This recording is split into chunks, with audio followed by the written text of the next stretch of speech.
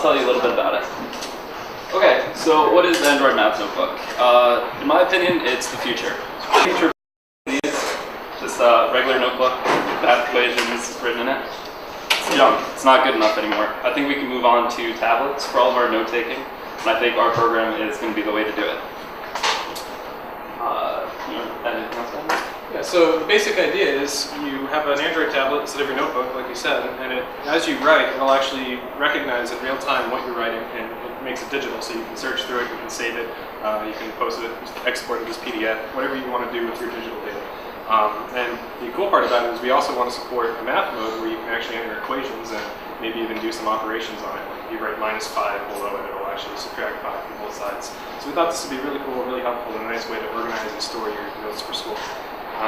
So last time we were talking about how we're going to do the recognition part, and we decided on a library called lippytk, and Lippy is very, very flexible. It offers a bunch of different algorithms in the back end for how to do it, and it also allows you to train your own custom data, and it even provides an application that you can use to do that with. So the problem we ran into originally was this is a C++ library written for Windows and Linux, and it's meant to be sitting as a DLL so everything can share it in memory. So we had to do quite a bit of rewriting to get this to work on Android. So we did actually get it recompiled for Android, and we even got it running. So basically we compiled it as a shared library, so if other Android users want to use this recognition thing, it's already ported and all that work's done. And we also had to use this thing called Cristax NDK, which, if you don't know what the Android NDK is, Android is mostly written in Java. But if you need to use C code for either performance reasons or for porting reasons, for our case, you can use what's called the native development kit, and you just write C or C++. The problem is that the NDK only implements things like graphics libraries and math libraries because it's not actually meant to be used for porting, it's meant for performance gains. But this guy, this awesome open source developer, Cristax, decided to rewrite the entire SDL for Android, and he released it as this. And I don't think he actually rewrote it, but he definitely got it to compile for ARM. So we installed this instead, and that actually fixed a lot of our compile issues, and we were able to get it to work. So then we implemented what's called the JNI layer, which is how Java talks to C. I think it stands for Java Native Interface. But yeah, so we got that to work. And basically, there's two main methods. There's the initialization of lippytk, and you just give it what model data you want to load, what algorithm you want to use, and it just initializes itself, sets it up. And then the other function, obviously, is recognize, where you give it a list of strokes, and it will tell you what character it is. So it works. Well, we ran into a huge performance hit. For some reason, initializing takes about 5 seconds, or even longer than that. Even recognizing individual characters takes a long time. We have a few ideas on why this is and when we were going to fix that, but we were just happy to get it working, to be honest. Let's see. Yeah, so we'll speed it up as much as we can. If not, we might have to write our own, but honestly, it works very quickly on the PC. It should be fun on Android as well. So other things we did, we implemented undo, redo. Also another quirk with Android, when you rotate the screen, it actually basically shuts off your app and it reloads it. So you have to store anything in memory at the time in what they call bundles. And it's basically converting all of your data to a string. So we implemented that. That works. One of the issues we were running into trying to debug this was Eclipse doesn't, by default, support native debugging, so we can't step into the code. And when we were having problems getting Lippy to actually work, it was kind of a nightmare because it would just crash.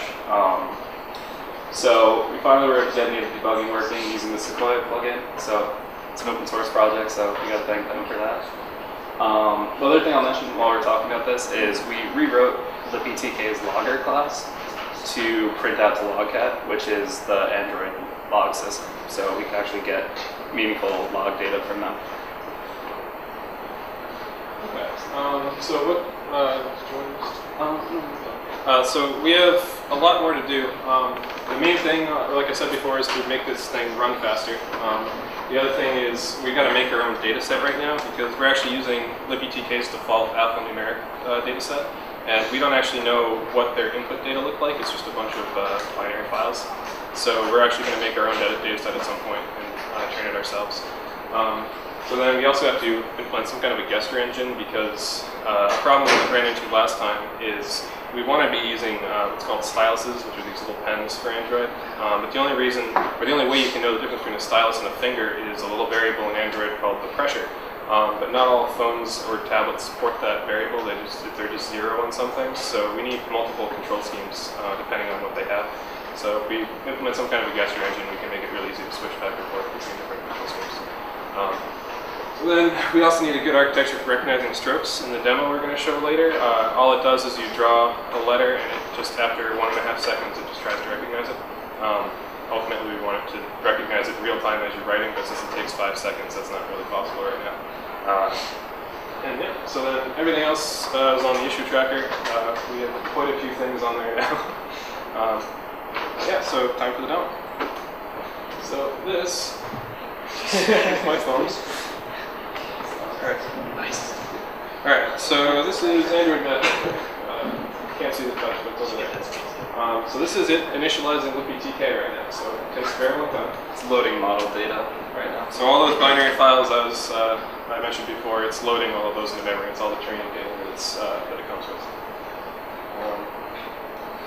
Yeah, as you can see, this takes a long time. Okay, so I'm sorry that the screen's really low quality because it's streaming over USB, taking screenshots and displaying it. So I'll do what I can. But right now we're just in free writing mode. You can see if I write right, it doesn't try to recognize anything. You can kind of see those. And then I can show you undo words and I can redo them as well. Yeah, so if I go to writing mode, you see those 3 buttons at the bottom, that's how you change back and forth key mode. So now it'll try to recognize what I write. So I'm going to start with an X. So now we wait for a few seconds, and eventually we should see an X appear in the top left.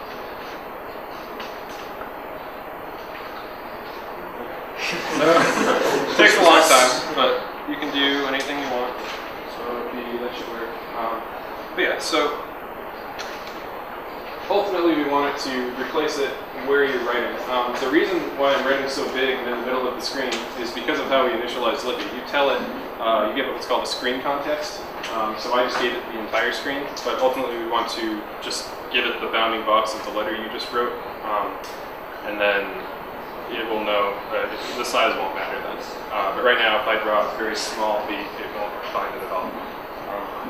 Yeah, so we're happy we got recognition working, we ported the library, and I think we're in good shape for this semester.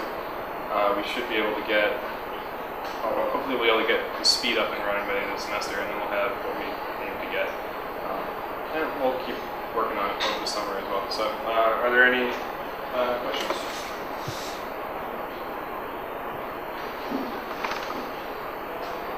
So I think there's some open data sets for like handwriting recognition, especially like symbols and everything. There's some people who want to do that like LaTeX and then open data stuff. Okay. So they're already made, we can just download them. Yeah. Okay. Yeah, the other thing we want to do is allow the user to train their own data sets, since we want to support all kinds of math symbols. If LaTeX doesn't have something that they want to use, they can just make it. And that'll just be available in the office. Basically, math symbols try to. The recognizer being used right now is for alphanumeric characters, so there's no math symbols yet. I mean, there's plus and minus actually. Should come up with a plus. Yeah, we don't have like summations or integral symbols or anything like that yet. But yeah, we'll probably make our own data set and then allow it to be trained. So is the goal to convert to like Word documents, PDF files, or keep it Yeah, in that? probably PDFs, not Word, but yeah. I guess you could go from Word to Word from there. Anyone else?